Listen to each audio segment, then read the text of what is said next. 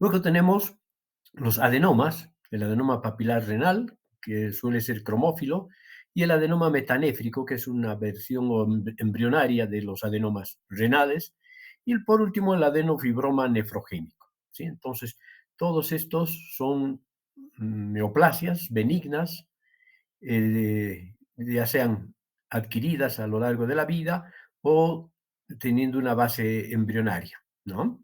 Y las malignas tenemos al carcinoma convencional de células claras, que es, como les dije al principio, el más frecuente, pero también tenemos otra serie de tumores, de variedades de neoplasias malignas, como el carcinoma papilar, el carcinoma cromófobo, el carcinoma de conductos colectores, el carcinoma medular, igual que en la mama, el carcinoma de células renales no clasificable, que no lo vamos a ver, puesto que es indiferenciado prácticamente, y un tumor de potencial maligno no determinado, ¿sí? Y luego tenemos los carcinomas de células renales quístico multiloculado. A esto le tenemos que agregar los tumores de la vía urinaria, en donde están una serie de lesiones papilares y carcinomas de bajo y alto grado, ¿no? Bueno, vamos a empezar describiendo rápidamente y sobre los aspectos más relevantes solamente del angiomiolipoma. Es una lesión frecuente, es una lesión relativamente frecuente. La mayor parte de los patólogos, incluso generales, vemos alguna vez esta lesión, ¿sí? A menudo esta patología se asocia a una esclerosis tuberosa, que esto alcanza hasta el 20 a 25% de los casos. Se los podría considerar amartomas por la presencia de diferentes tipos de tejidos, ¿no? Un tejido muscular liso, el tejido adiposo y el tejido vascular, ¿sí? Vamos a ir viendo imágenes de esta lesión. Aquí tenemos macroscópicamente un angiomiolipoma que, como verán, puede fácilmente simular un carcinoma, ¿no? Una neoplasia maligna. Pero en la histología podemos ver aquí en la parte izquierda el riñón conservado, vemos un corpúsculo renal con su glomérulo, los túbulos contorneados, proximales y distales, aquí tenemos aparentemente un rayo medular y aquí tenemos la lesión en la cual podemos reconocer el componente adiposo, que casi siempre es el más fácil de reconocer, el componente vascular, fíjense, disperso entre un componente predominantemente fuso celular que es de carácter muscular y es de tipo músculo liso. ¿Sí? Aquí tenemos otro aspecto, aquí tenemos otra lesión, otros aspectos de la misma lesión. Se reconoce el componente adiposo, el componente vascular y el componente muscular. Y aquí se ve un poco de riñón normal. Lo mismo aquí, parece que domina el componente muscular. Aquí casi no vemos tejido adiposo. Seguramente en otras áreas está presente y tenemos el componente vascular que puede ser de diferentes calibres. Los vasos aquí, por ejemplo, en este angiomiolipoma, básicamente es un lipoma porque su principal componente es el tejido adiposo. Pero en el tejido adiposo, si hacemos una tinción, podemos ver vasitos, incluso con la hematoxilina eosina. Y con una tinción para vasos sanguíneos podemos ver que realmente están presentes los vasos sanguíneos, HMB45, ¿no? Hay algunas variantes de los angiomiolipomas que pueden tener este aspecto medio oncocítico y se llaman angiomiolipomas epitelioides, ¿no? Incluso pueden tener células gigantes multinucleadas o tener un carácter bastante epitelioide y incluso oncocítico. Cuando decimos oncocítico, ustedes tienen que pensar que el citoplasma es amplio y acidófilo y granular, ¿sí? Y a la microscopia electrónica vamos a ver muchas mitocondrias. Bueno, y aquí podemos ver el componente vascular tenido selectivamente con HMB45, ¿sí? Entonces podemos reconocer las células endoteliales. Aquí tenemos un angiomiolipoma, fácil de advertir macroscópicamente. Bueno, este es un micro pequeñísimo aumento, ¿no? Un corte histológico panorámico se llama. Podemos ver el angiomiolipoma, que es una lesión bien circunscrita, separada generalmente del parénquima renal benigno o normal por una delgada capa de tejido conjuntivo y claro, tenemos aquí un dominio del aspecto adiposo, pero tenemos áreas vasculares claras. Incluso con este aumento ya podemos ver que este es el componente muscular, este es el componente adiposo y este es el componente vascular. Otra lesión es el adenoma papilar renal, que es de carácter metanéfrico y que, aunque no lo vemos mucho en vida del paciente, está presente hasta en el 22% de las autopsias. ¿Sí? Hay menciones de entre el 7 y el 22% de las autopsias. Suelen ser tumores pequeñitos, amarillos, y están histológicamente caracterizados porque las células epiteliales vacuoladas forman estructuras tubulares y papilares complejas, bien diferenciadas, pero, ¿no? Entonces, de ahí viene su nombre. Es un adenoma tubulopapilar en realidad, ¿no? Pero se conoce como adenoma papilar renal metanéfrico. Y aquí lo tenemos, un tumor pequeño, amarillo brillante, puede tener varias áreas pequeñas quísticas por lo menos, y aquí tenemos ese patrón tubular y aquí el papilar, característico de esta lesión. A veces tiene abundante tejido colagenoso y alinizado incluso, ¿no? Y claro, como es benigno, no hay atipia celular, las mitosis son infrecuentes, no hay zonas de necrosis, y como ven en la macro, suele ser un tumor bien diferenciado y bien circunscrito. Otra lesión es el fibroma renal, que también se puede considerar como el angiomiolipoma, un amartoma, o sea, una alteración en el desarrollo de la estructura parenquimatosa renal. Suelen ser nódulos pequeños, mayormente menores de 1 centímetro, y que consisten en, como su nombre lo dice, fibroma, una proliferación fibrocolagenosa, y suelen estar localizados más que en la corteza, en la región medular. El oncocitoma es otra lesión benigna, es un tumor epitelial. Este sí es una neoplasia epitelial de unas células característicamente bastante grandes y eosinófilas. ¿Sí? Su citoplasma es amplio, eosinófilo y granular. Tiene aparentemente origen a nivel de las células intercaladas de los conductos colectores y claro, en la microscopia electrónica, como decíamos, vamos a ver abundantes mitocondrias citoplasmáticas.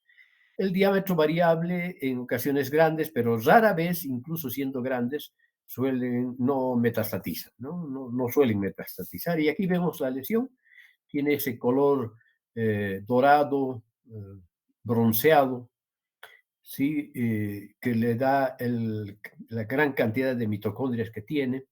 Está alojado en un parénquima renal bastante pequeño, ya reducido a la mínima expresión. Aquí tenemos un polo, aquí tenemos otro polo, y aquí tenemos la grasa perirenal abundante, pero a pesar de ser grande, esta lesión es benigna, ¿no? Y las células son de esta característica, células amplias, de amplio citoplasma, con núcleos pequeños, centrales, sin atipia ni mitosis frecuentes. En este caso pueden haber, se llama pausis celular cuando hay muy poco componente epitelial y una abundante matriz, como en este caso colagenosa, laxa. Sí, aquí tenemos también vasos sanguíneos y el tumor, que puede tener dilataciones quísticas, pero siempre, incluso en estas dilataciones quísticas, el revestimiento es de tipo oncocítico, ¿no? Células grandes, acidófilas, granulares en su citoplasma. Tenemos más, algunos de estos oncocitomas pueden ser bastante organizados en forma coherente, cohesiva, formando estas estructuras tubulares o alveolares, ¿sí? Y tienen, claro, característicamente en este gran aumento podemos ver un núcleo relativamente central que puede ser vesiculoso con pequeños nucleolos y abundante citoplasma granular acidófilo. Lo mismo aquí vemos áreas más diferenciadas que otras y aquí vemos el mismo oncocitoma pero con áreas atípicas, lo que no implica que sea maligno, ¿sí? Una lesión benigna no muy frecuente que podemos observar es el angioma, el hemangioma renal, ¿sí? Que está formado por una proliferación de canales vasculares revestidos por un endotelio que no es atípico, un endotelio tranquilo, podríamos decir, plano, simple, en fin. Y puede ser de varios tamaños. Si hay atipia, entonces podríamos pensar ya no en un angioma, en un hemangioma, sino en un hemangiosarcoma, ¿sí? Aquí tenemos una tabla bastante ilustrativa en relación al origen de histogénesis de la clasificación de los diferentes tipos de tumores benignos y malignos de la patología renal. ¿Sí? Podrían originarse en la nefrona proximal o en la nefrona distal, ¿sí? En el túbulo urinífero proximal o en el túbulo urinífero distal. Entre las que se originan en la nefrona proximal están las que se originan en los túbulos contorneados proximales. Aquí está el típico y convencional carcinoma de células claras, renal, que característicamente tiene una lesión a nivel del cromosoma 3 y otras lesiones además, ¿no? Luego tenemos el carcinoma de células distales o túbulos convolutos, ¿no? O el que da origen a nivel del túbulo contorneado distal, el carcinoma papilar de células renales. Aquí hay varias anomalías congénitas, ¿no? Incluso puede haber de lesión del cromosoma Y, pero más frecuentemente hay sumaciones. Aquí tenemos el oncocitoma que deriva de las células intercaladas de la corteza renal, que también tiene muchas deleciones y hasta translocaciones. El carcinoma cromófobo que es pariente del oncocitoma, pero en su versión maligna, también se origina en las células intercaladas de la corteza renal y tiene este tipo de lesiones a nivel de varios cromosomas. Se pueden ir sumando estas lesiones. Y a nivel de la médula, de los conductos medulares, tenemos el carcinoma de los conductos colectores y el carcinoma medular, ¿sí? Cuyas alteraciones genéticas son desconocidas. Hay una incidencia del cáncer renal en el síndrome de von Hippel-Lindau, ¿sí? Que se caracteriza por hemangioblastomas familiares a nivel del sistema nervioso central y tiene esta lesión a nivel del cromosoma 3, ¿no? Bueno, a ver, veremos algunas de las principales características. Aquí tenemos el carcinoma de células claras, tenemos el carcinoma papilar, aquí tenemos el papilar de tipo 2, aquí tenemos el carcinoma cromófobo, el oncocitoma, y aquí tenemos el eh, carcinoma del conducto colector o de los conductos de Bellini, ¿sí? ¿Cuáles son las principales características del carcinoma de células renales, el típico carcinoma de células claras? Es el más frecuente, 70-80% de los casos, origen en el epitelio tubular proximal, hay una pérdida de secuencia en el brazo corto del cromosoma 3, las células son redondeadas o poligonales, abundante citoplasma claro y granular, con una demarcación del límite entre célula y célula bastante claro y contiene abundante glucógeno y lípidos, lo que le da claridad al citoplasma. Luego tenemos el carcinoma papilar de tipo 1 y tipo 2, responsable del 10 al 15%, no es despreciable su frecuencia, 10 al 15% de los cánceres renales, tiene un crecimiento papilar, se origina a nivel de los túbulos contorneados distales y se asocia a pérdidas del cromosoma sexual, a trisomías 7, 16, 17 y pueden ser hemorrágicos y quísticos. Los de tipo 1 están formados por células pequeñas de citoplasma pálido y que tienen mejor pronóstico, y las de tipo 2 de células grandes y citoplasma eosinófilo, peor pronóstico porque van con mayor frecuencia metástasis.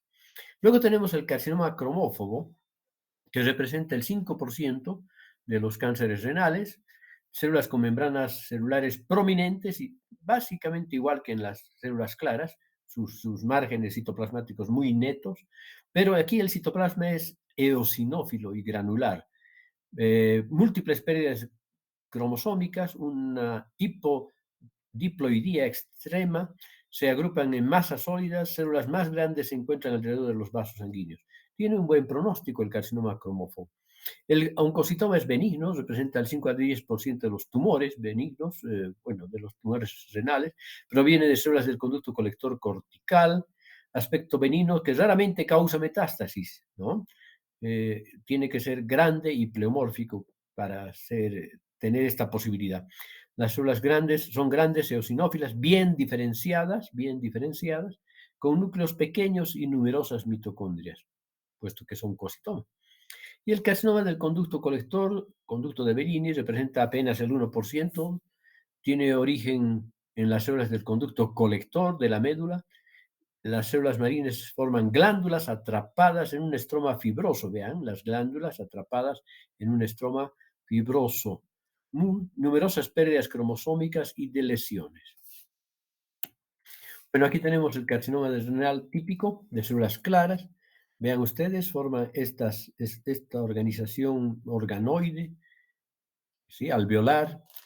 Y claro, la diferenciación varía de uno a otro cáncer y tiene una graduación del 1 al 4 de acuerdo al tamaño del núcleo, ¿sí? De acuerdo a la forma del núcleo, a la atipia y la forma del núcleo, a la presencia o no de nucleolos. Mírense, en los bien diferenciados, los nucleolos son inconspicuos o ausentes y están presentes con menor aumento incluso en los de grado 4, ¿sí? En los de grado intermedio se necesita examinarlos con mayor aumento y con menor aumento a los de nucleolos grandes en los grados 3 y 4. Este sería un grado 1, ¿no? Prácticamente no hay nucleolos o son inconspicuos y tiene una muy buena organización arquitectural. Según el estadio clínico de diferentes clasificaciones del Comité de Cáncer, de la Asociación del Cáncer, del TNM, etcétera, tenemos cuando mide menos de 2,5 centímetros y está confinado al riñón, está en un estadio clínico 1. Cuando mide 2,5 o más y está confinada pero al órgano, es un estadio 2. El estadio 3A implica extensión al tejido perirenal, pero confinado por dentro de la cápsula de Gerota. Esto es importante, ¿ya? ¿Cuál es la cápsula de Gerota? No es la cápsula del órgano. Después de la cápsula del órgano viene la grasa perirenal y después de la grasa perirenal recién viene la capsulita de Gerota, ¿ya? Si no invade a la cápsula de Gerota, sigue en un estadio clínico 3A y incluso 3B, pero en el 3B hay típicamente una extensión a la vena renal, incluso puede llegar a la vena cava inferior. Y claro, por fuera de la cápsula de Gerota ya hablamos de un estadio 4 de la enfermedad, lo mismo que si hay metástasis. Bueno, constituyen los carcinomas de células renales entre el 1 y 3% de los cánceres viscerales, 85 a 90% de los carcinomas renales de los adultos constituyen el carcinoma de células renales, el clásico, ¿no? De células claras. La edad promedio es la sexta y séptima década de la vida. Hay predominio en hombres. El riesgo es bastante más importante con el consumo, asociado al consumo de tabacos. La mayoría de los cánceres renales son esporádicos, pero hasta en el 4% tienen una trascendencia familiar autosómica dominante. ¿Cómo se manifiestan? Hematuria, dolor en la fase renal, masa lumbar. Esos son los tres aspectos, pero una tuberculosis puede pasar igual, las mismas características. Pueden haber metástasis y entonces el individuo puede debutar con una fractura patológica. O pueden, aunque no tan frecuentemente como en el cáncer microcítico de los pulmones, también presentarse síndromes paraneoplásicos, caracterizados ya sea por hipercalcemia, por policitemia o incluso por la secreción ectópica e inadecuada de ACTH, con el síndrome de Cushing. Aquí vemos un carcinoma renal típico, suele estar polarizado hacia el polo superior o inferior, más frecuentemente al polo superior. Puede debutar con una metástasis y este es el aspecto característico, de un bien diferenciado carcinoma de células claras renales. Puede dar metástasis al mismo riñón. Miren, aquí hay siembras metastásicas parenquimatosas en el mismo riñón. Este se supone que es el tumor primario. Tenemos muchísimas metástasis y además tenemos un quiste o dos simples, quistes simples. Aquí también parece que hubiera más. Y claro, todos estos nódulos blanquecinos son diseminación metastásica de alguno de estos que puede ser el primario. Aquí tenemos el aspecto de un carcinoma convencional de células claras. Es blanquecino a ligeramente dorado. Aquí tenemos uno que es más desmoplásico, o sea que desencadena mayor producción de tejido fibrocolagenoso, secundario a la producción de factores de proliferación fibroblástica por parte de las células tumorales. Y aquí tenemos el grado 1 típico. Aquí tenemos un carcinoma de células claras con crecimiento pseudopapilar. Aquí tenemos un carcinoma de células claras, pero que ya está perdiendo diferenciación, ¿sí? Aquí podemos ver un grado 1 y aquí podemos ver un grado 2 y aquí incluso un grado 3, ¿sí? Aquí tenemos un carcinoma de células claras convencional, pero con abundante citoplasma eosinófilo, semejando a un oncocítico. Aquí tenemos el aspecto del carcinoma renal que puede sufrir áreas quísticas. Aquí tenemos otro tumor que en este caso es un oncocitoma, ¿sí? Un carcinoma cromófobo había sido, no un oncocitoma. Entonces aquí tenemos el carcinoma de células claras y un doble primario en este riñón y un carcinoma cromófobo, ¿sí? Y aquí podemos ver el carcinoma de células claras con sus áreas de dilatación quística. Entonces tiene una diferenciación quística multiloculada. Aquí tenemos varios tumores en un solo riñón y el aspecto típico de un carcinoma renal de células ya no claras, sino del carcinoma de células renales papilar, ¿sí? Que está formado por un tallo fibrovascular complejo y un revestimiento de células epiteliales que son cuboides, algo aumentadas de tamaño y con fleomorfismo leve a moderado. Aquí tenemos un patrón papilar, pero mucho más complejo, adoptando realmente un patrón trabecular. Aquí tenemos una área papilar clásica, pero aquí abajo áreas menos diferenciadas, incluso pareciéndose a un sarcoma, áreas sarcomatoides. ¿Sí? Aquí tenemos un carcinoma papilar, pero con atipia bastante más importante, nucleolos prominentes, estratificación y alteraciones de la polaridad de los núcleos.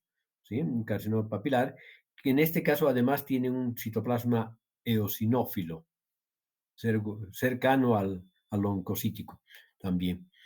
Y aquí tenemos un carcinoma papilar microscópico, microcarcinoma papilar se llama. Estas lesiones se pueden encontrar accidentalmente en muchas autopsias.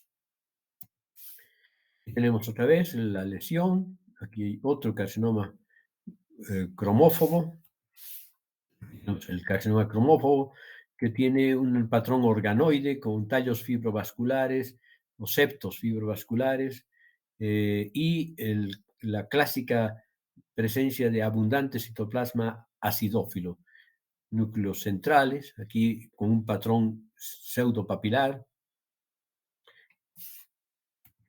y lo mismo, pero tiene un arreglo sarcomatoide asociado. Esta es la parte epitelial clásica, oncocítica. Aquí también, pero mayor atipia, ¿sí? Y con unos citoplasmas amplios, xantomatosos, claros. Y aquí tenemos la microscopia electrónica de estos carcinomas oncocíticos que nos denotan la presencia de una abundante cantidad de mitocondrias. Seguimos con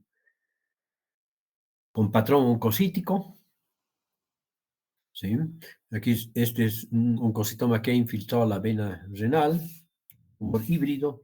Aquí tenemos una gran lesión que es el carcinoma de los conductos colectores, carcinoma de los conductos colectores que tiene un patrón capilar, tubular complejo, ¿no? Y tiene un alto pleomorfismo, sobre todo nuclear, discariosis acentuada. Y también podemos ver el carcinoma de los conductos colectores que tienen atipia y forman estructuras tubulares muy heterogéneas. Lo mismo aquí tenemos un carcinoma medular que se caracteriza porque tiene un arreglo en células formando nidos y cordones, ¿sí? Y tiene un acompañamiento inflamatorio importante, igual que en el carcinoma medular de la mama, ¿no? No hay una estructura tubular clásica, sino trabéculas y nidos y abundante inflamación. El carcinoma medular, lo mismo aquí. Aquí tiene un patrón parecido al de los senos endodérmicos de los órganos genitales, del ovario, del testículo, ¿sí? Se llama patrón parecido al de los senos endodérmicos. Y aquí tenemos el nefroma mesoblástico, tiene una apariencia bifásica, áreas epiteliales tubulares y áreas mesenquimatosas poco diferenciadas. Seguimos aquí con un nefroma quístico. Hay muchos tumores, variaciones de tumores en el riñón, pero realmente los que más frecuentemente vamos a ver son el cromófobo y sobre todo el de células claras, ¿no? Y aquí tenemos el nefroma quístico, que tiene un mesénquima sumamente indiferenciado, ¿no? Muy indiferenciado. Prácticamente es un tumor mesenquimatoso inmaduro. Aquí tenemos un tumor de células yuxtaglomerulares con áreas de hemorragia. Aquí tenemos un carcinoide, un tumor carcinoide renal que tiene ese patrón trabecular y que con la cromogramina, sinaptofisina, enolasa neuronal específica tiene positividad con la inmunohistoquímica. Y aquí tenemos un tumor neuroectodérmico primitivo, este es un tumor muy indiferenciado, ¿sí? Aquí tenemos un leiomiosarcoma. Bueno, y tenemos también los carcinomas uroteliales, ¿no? Los carcinomas uroteliales, que son el 5 a 10% de los tumores renales, nacen en los cálices renales, en la pelvis renal, pero pueden migrar hacia los uréteres, la vejiga, en fin. Hay una especie de metástasis a través del epitelio. Hematuria y obstrucción de inicio precoz es la clínica. Frecuentemente son multifocales, como les he dicho, porque pueden migrar a través del epitelio uretelial a otras localizaciones inferiores, como el uréter, la vejiga, a veces incluso la uretra. 50% tumor ureteral o vesical metacrónico y sincrónico, o sea que concomitantemente o después de que empiece el primario se van formando tumores secundarios, ¿ya? La sobrevida a 5 años, 70% y a 10%, y 10% dependiendo del estadio clínico de la enfermedad. Los papilares con diferenciación variable. Tienen uno menos diferenciado, aquí tiene uno con mucha necrosis y hemorragia, y este es el aspecto, a grosso modo, del tumor papilar, de la vejiga urinaria o de la vía urinaria. Luego tenemos en el riñón los nefroblastomas. Los nefroblastomas, 50% en menores de 3 años, o sea, es un tumor de recién nacidos e infantes menores, 90% en menores de 10 años, o sea que en mayores de 10 años realmente es raro observar esta lesión. Hasta en el 30% puede asociarse a otras malformaciones genitourinarias o síndromes genéticos asociados a estas de lesiones o a la presencia anómala del Wilms tumor, del gen del tumor de Wilms, con aniridia. Del 5 al 10% pueden ser bilaterales o pueden incluso ocurrir por fuera del riñón. Rara vez hematuria, hipertensión y proteinuria, pero lo clásico es la presencia de una gran masa abdominal, blanquecina, bien circunscrita, como se ve en esta fotomicrografía, fotomacroscópica. Y desde el punto de vista histológico, nefroblastoma tiene tres componentes histológicos, ¿sí? Estructuras epiteliales, blastema indiferenciado y tejido mesenquimatoso, ¿sí? ¿Cómo están las estructuras epiteliales? Estructuras tubulares embrionarias, a veces con cierta organización glomeruloide o formando rosetas de células pequeñas, redondas y azules, como se ve aquí, estas rosetitas, ¿sí? El blastema indiferenciado es este, células pequeñas primitivas con escaso citoplasma ovales. Y el tejido mesenquimatoso, células fusiformes, fibroblastoides, con eventual diferenciación hacia músculo liso y eventualmente también hacia músculo esquelético. Probablemente esta área sea de ese estilo, tejido mesenquimatoso fibroblastoide. Muy bien, con eso tendríamos abarcada la penúltima clase de la patología renal. Entonces, en la próxima clase vamos a hablar de las glomerulopatías. ¿Ok? Está Está bien, bien, doctor. doctor. Muy bien, me despido de ustedes, vayan a descansar, que aquí en este lado del planeta tengo que trabajar todavía. Nos vemos el miércoles a las 8 de la noche. Chao, chao. Gracias. Hasta luego, doctor. Buenas noches, doctor.